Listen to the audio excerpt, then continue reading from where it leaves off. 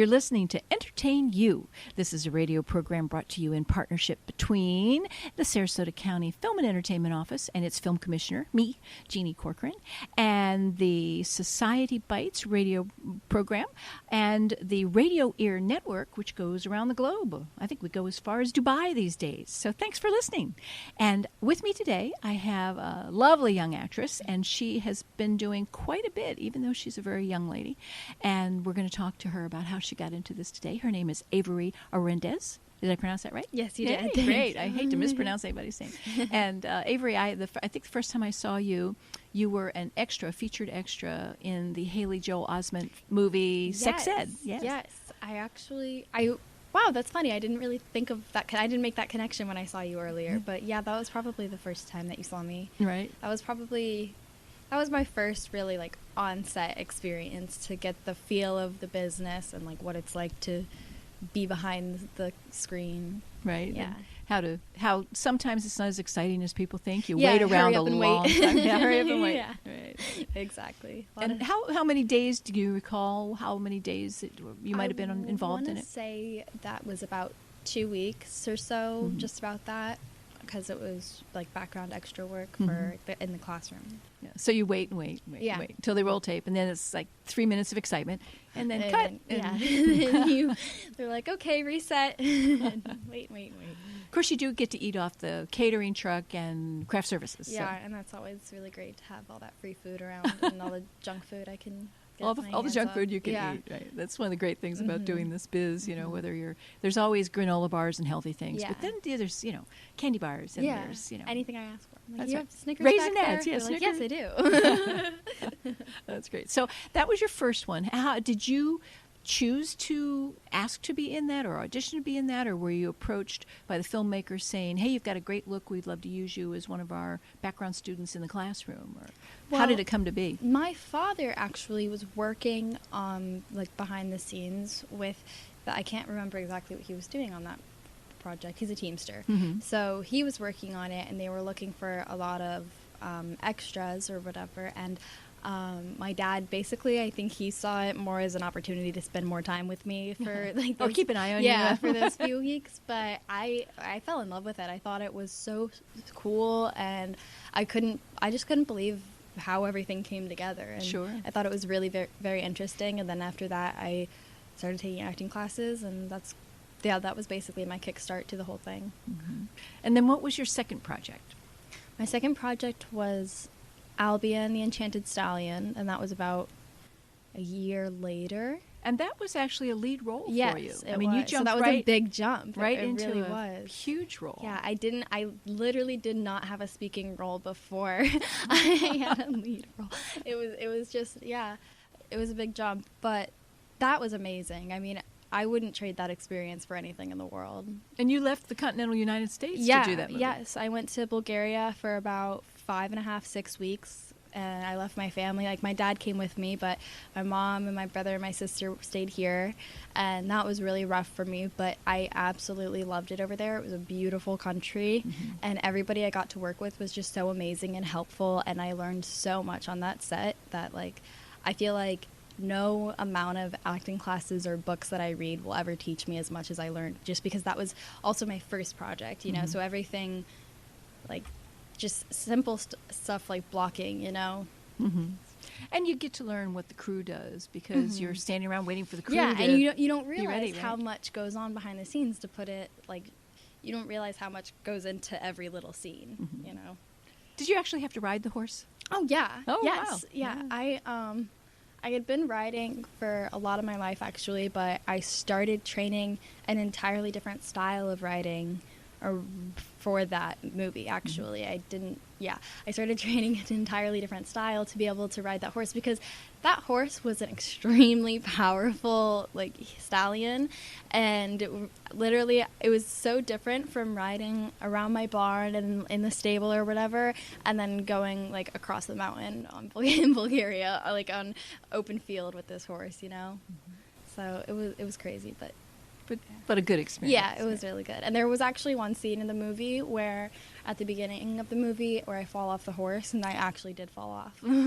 Which, I mean... Did a stunt person coach you on how to fall off, or did you just actually fall off? I wasn't supposed to fall off. I just fell off while I was riding, and they were like, oh, we're going to use that. Oh, well, that was serendipity, as long as you didn't get hurt. No, yeah. And I mean, it comes with the territory riding horses. You fall off, you get back on. It's like riding bicycles. You just have to get right back on. Exactly. That's for sure. So Albion was second. Albion, and what the full title is? Albion the Enchanted Stallion. Right. Okay, and people can get that off Netflix, and they can see it online. That one's on Netflix, and I want to say it's on demand on most TV providers. Yeah.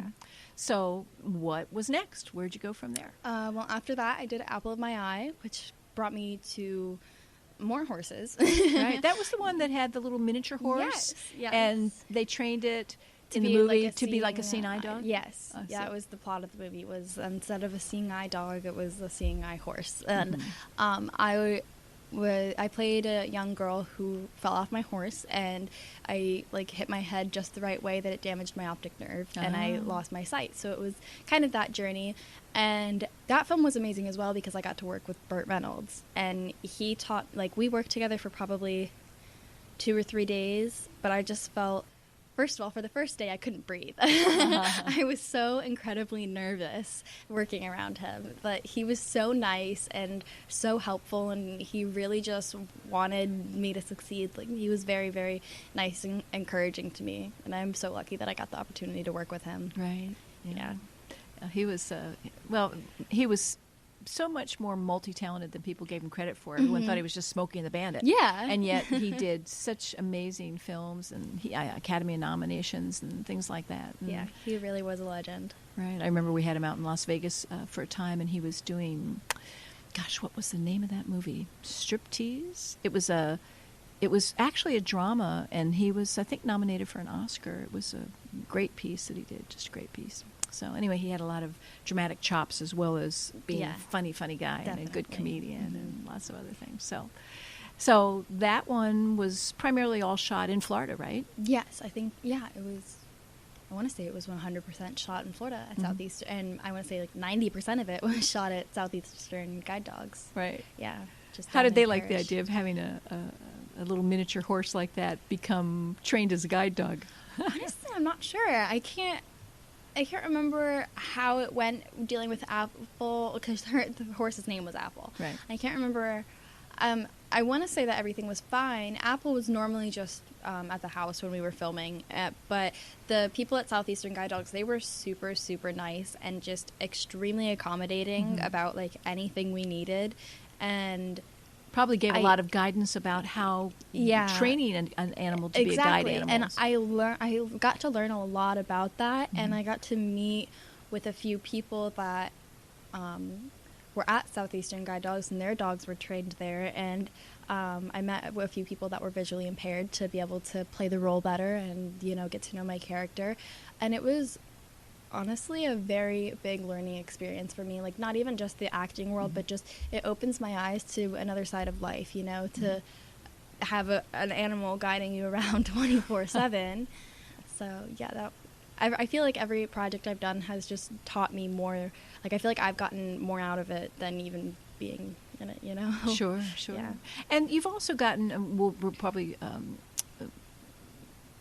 one of the maybe heaviest nature subject matter films that you've done was Surviving Lunch. Oh, definitely. All about bullying in high school, and very timely, pertinent subject. Yeah, 100%. The other two films that I did, they were pretty lighthearted for the most part, and they were family films, and it was a mainly happy vibe, and I played a pretty happy kid in both of them. And when I got cast in Surviving Lunch, I was so excited because it was a character that I felt was closer to my actual self. And it was a subject that I felt very passionate about at the time. And I've always felt extremely passionate about this subject, but Surviving Lunch definitely hits really close to home, and it's definitely polar opposite of the type of films that I've done before. But I think that it's very important. Sure. And I think the script is something that a lot of people need to hear. Mm-hmm. For sure. And the filmmaker, K.T. Curran, she's just seems like a very dynamic person to work amazing. with. And she has this vision of telling important stories for she teenagers. She really does, because she has this passion for the industry, but even more than that, like, she knows what films that she could make to get popular and be successful, but she also knows what films that she wants to make and she needs to make or to be important. Like, she knows what she wants to say. Meat and meaning. Yes, right. exactly. She knows what she wants to portray, and she always tries to, I feel like she always kind of looks for something that is really gonna speak to people. She always tries to find something that is important and it has a message, and I think that's amazing that she spends almost all of her time just trying to make films to help people. Sure. And what other work have you done besides the features? Have you done any commercials, or have you tried your hand at doing short films? I have done a few commercials here and there over the years, and I've been interested in a few short films, but I'm also in school at the moment, so sometimes it's pretty hard for me to juggle both, you know, and it's difficult to make the decision to take away from school for something, right? Especially when I'm paying for school.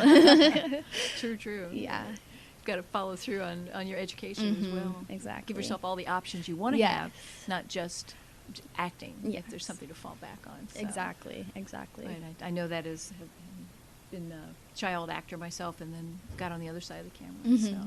Well, they're giving me a sign. We're running out of time. But Avery, it's just been wonderful talking to you. Thank you for sharing with us. And we'll have to have you come back after you do your next film and catch us up and bring us up to date at that point, too. That'd be great. Thanks for being here. Thank you. You're welcome. And all of you listening, thanks for staying with us today and listening to Avery Orendez and learn about a young career on the rise. And we'll talk to you again next time. Bye for now. I want to thank you for listening. I'm Jeannie Corcoran, your Sarasota County, Florida Film Commissioner. And if you want to get a hold of me, you can go to www.filmsarasota.com, or you can call us toll-free from wherever you are at 888-765-5777, extension 104.